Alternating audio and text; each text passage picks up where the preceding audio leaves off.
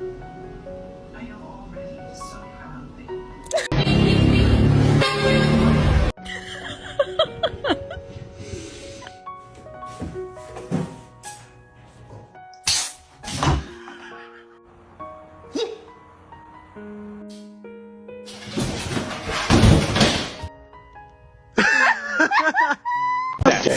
If you touch that again, I shall kill you right now.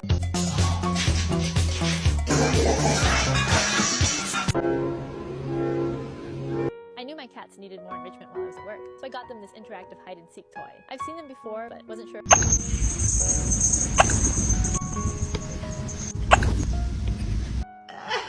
Good morning, everyone.